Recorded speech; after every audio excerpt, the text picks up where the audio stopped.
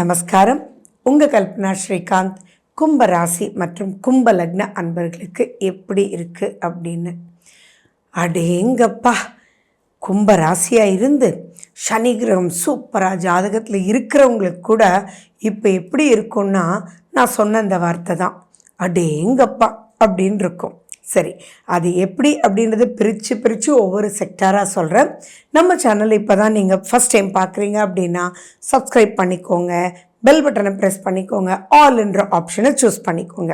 சரி, இன் டீட்டெயிலாக போகிறதுக்கு முன்னாடி happy happy happy Deepavali, happy Navaratri. சரி, ஒவ்வொரு செக்டாராக பார்க்கலாமா? சரி, கும்ப ராசி சொல்கிற மொதல் பாயிண்ட் என்ன தெரியுங்களா?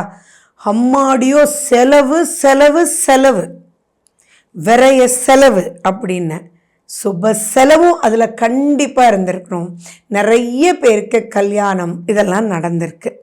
ஆனாலும் கல்யாணமெல்லாம் முடிஞ்சோடனே நின்று பார்த்தா என்ன யோசிப்போம்? அடேங்கப்பா, என்னடா இது செலவு அப்படின்னு யோசிப்பீங்க இல்லையா? ஆமாங்க, அது செலவுன்ற ஒரு விஷயத்த நிறைய தான் ஆக்குது. ஆனால் அந்த செலவு பண்ணதில் ஒரு மன திருப்தி கண்டிப்பாக கிடைச்சிருக்கும். ஏன்னா இப்போ நீங்கள் எந்த சுபகாரியம் பண்ணியிருந்தாலும் பார்த்தீங்கன்னா அது நல்லா ஒரு திருப்தியா அப்படின்ற செலவுன்ற ஒரு விஷயத்தை மட்டும் விட்டுட்டு நீங்கள் பார்க்கும்போது சுக்கிரனுடைய நிலை உங்களுக்கு 10ஆம் வீட்டுக்கு 12ஆம் தேதிக்கு அப்புறம் வரார். அப்போது ஓப்பனாக சொல்லணுன்னா உங்கள் செலவை சமாளிச்சிடுவீங்கன்னு நான் சொல்ல வரேன். சமாளிப்பீங்கன்னா எப்படி அப்படின்னா, நீங்கள் கேட்ட இடத்துல பணம் கிடைக்கும். அதே மாதிரி வராக்கடன் வரும்.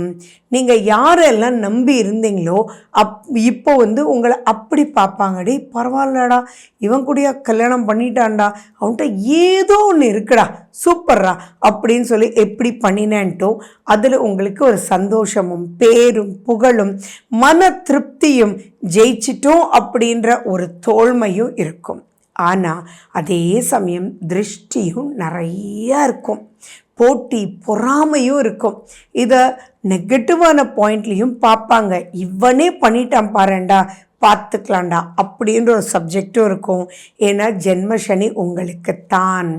அண்ட் மேலும் அந்த சனி கிரகம் 7ஆம் வீட்டு சூரியன் ப்ளஸ் அந்த சூரியன் 9ஆம் வீட்டுக்கு, இது வரைக்கும் அவர் அதாவது 17ஆம் தேதி வரைக்கும் உங்களுக்கு 6ஆம் வீட்டில் இருப்பார்.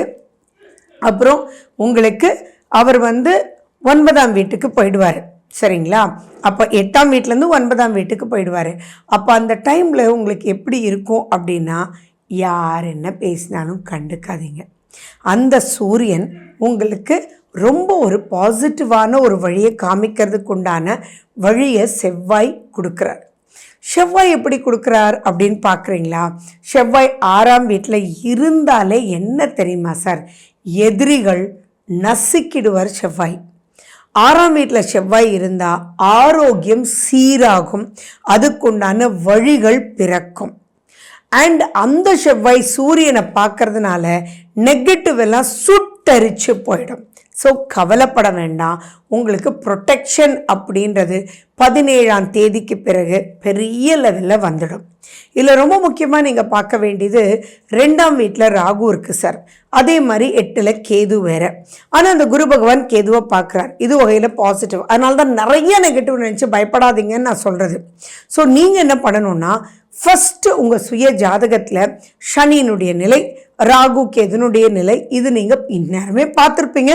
பட் ஸ்டில் ஒரு தடவை பார்த்துக்கோங்க. ஏன்னா இந்த மாதம் அதுக்குண்டான ரெக்டிஃபிகேஷன் இருக்குது.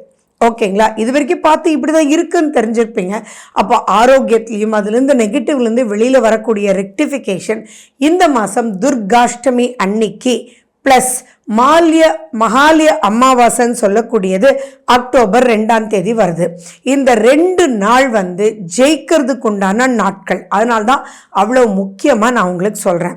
ஸோ மாலியபட்ச அமாவாசை அன்னைக்கு பித்தர்களுக்கு தர்ப்பணம் கொடுங்க, அவங்கள மனசார நினச்சி கை கொடுத்து வழிகாட்டுங்கப்பா அப்படின்ற ஒரு ஆத்மரூபமான ஒரு ப்ரேயர் நீங்கள் வைங்க.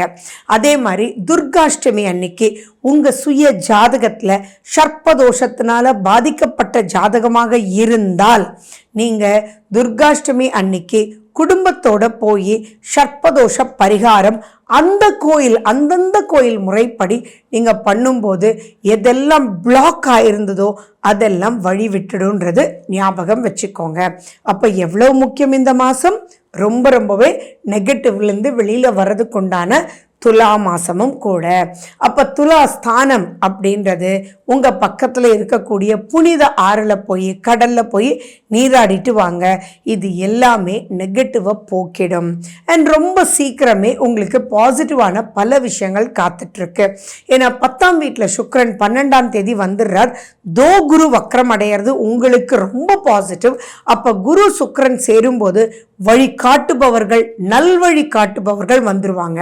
அப்போ குழந்தைகளாக இருந்தீங்க அப்படின்னா ஆட்டோமேட்டிக்காக உங்களுக்கு புரியாத விஷயங்கள் புரிஞ்சு தெளிவடைஞ்சு நல்லா படித்து படிப்பு மேலே இன்ட்ரெஸ்ட் வந்து நான் இதை எக்ஸ்பிளைன் பண்ணிகிட்டே போகலாங்க. ஏன்னா இந்த மாதிரி காலகட்டத்தில் நான் பார்த்துருக்கேன், என் பையன் எழுந்திருக்கவே மாட்டேன்றான், புஸ்தகமே தொட மாட்டேன்றான் அப்படின்றவங்க கூட இப்போ நான் சொன்ன சின்ன சின்ன விஷயங்கள் பண்ணிங்கன்னா நீங்களே ஆச்சரியப்படுவீங்க. ஏன்னா 4 மணிக்கு லைட் எரியுதுன்னு பார்த்தா உட்காந்து படிச்சுட்ருக்கான், என்னடான்னு கேட்டால் ஆமாம்மா எனக்கு ரொம்ப இன்ட்ரெஸ்டாக இருக்குமா அப்படின்னு சொல்லுவான். அந்தளவுக்கு டிஃப்ரென்ஸ் பார்ப்பீங்க. ஒவ்வொரு விஷயமே கிரகங்கள் தான். அந்த கிரகங்கள் இப்போ பாசிட்டிவாக இருக்குது அப்படின்னு சொல்லும்போது நீங்கள் லயத்தோட அழகோட நிறைய விஷயங்கள் அச்சீவ் பண்ண முடியும். அண்ட் மேலும் பார்த்தீங்கன்னா 9ஆம் வீட்டில் சூரியன் பாசிட்டிவாக வர்றதுனால நீங்கள் நீண்ட நாளாக இருக்கக்கூடிய பிரச்சனைகளுக்கு ஒரு முடிவு வரும்.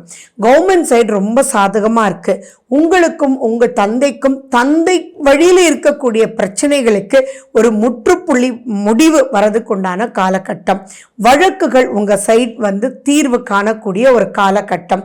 ஸோ எதிரிகள் அப்படின்ற ஒரு விஷயம் வந்து இப்போ நீங்கள் மறந்துடுங்க. அவங்க ஒன்றும் பெருசாக அவங்கள ஒன்றும் பண்ண போகிறதில்ல. பட் திருஷ்டி அப்படின்றது இருக்கும். உங்களை புகழ்கிறாங்க இல்லையா, அந்த இடத்துல ஓகேங்க நான் என்ன பண்ணிட்டேன், நான் பட்டப்பாடி எனக்கு தாங்க தெரியும், கல்யாணம் பண்ணுறதுக்குள்ளே அப்பா அப்படித்தான் நீங்கள் பேசணுமே ஒழியா ஆமாம் நான் இவ்வளோ பண்ணிட்டேன் அப்படி பண்ணிட்டேன் அப்படின்ற ஒரு பெருமிதப்பை மட்டும் தயவு செஞ்சு வேண்டாம். அப்படின்ற ஒரு விஷயத்தை மட்டும் ரொம்ப முக்கியமாக நான் வந்து உங்களுக்கு சொல்லிக்கிறேன். மேலும் பார்த்தீங்கன்னா கும்பராசிக்கு இந்த அக்டோபர் மாதம் 2 தடவை சந்திராஷ்டமம் வருது. ஸோ அந்த 2 தடவை சந்திராஷ்டமம் எப்போ வருதுன்றதை நான் கடைசியாக சொல்கிறேன். அந்த காலகட்டத்தில் மட்டும் கொஞ்சம் எச்சரிக்கையாக இருங்க. மகாவிஷ்ணுக்கு பிரார்த்தனைகள் நீங்கள் விடாமல் பண்ணுங்க. விஷ்ணு சஹஸ்ரநாமம் கேட்டுட்டு வாங்க. பச்சை கற்பூரம் யூஸ் பண்ணுங்க. துளசி தீர்த்தம் நீங்கள் சாப்பிட்டுட்டு வாங்க. இதெல்லாம் செய்ய செய்ய செய்ய ஜென்ம சனினாலே இருக்கக்கூடிய தாக்குதல்லேருந்து நீங்கள் விடுபட்டு, ஜென்ம சனி அப்படின்னாலே விரயம், அந்த விரயம் சுப விரயமாக இருந்தாலும் விரயம் தான். பட் எனிகோங்க பணத்தை மட்டும் சேர்த்து வச்சு என்ன பண்ண போகிறோம், சுபிக்ஷமாக இருக்கிறதுக்கு தானே. ஸோ அந்த சுபிக்ஷத்துக்கு யூஸ் பண்ணவங்களுடைய சுய ஜாதகத்தில் சனி கிரகம் நல்லா இருக்கும். நிறைய விரயம் ஆயிட்டாலும் கவலைப்படாதீங்க.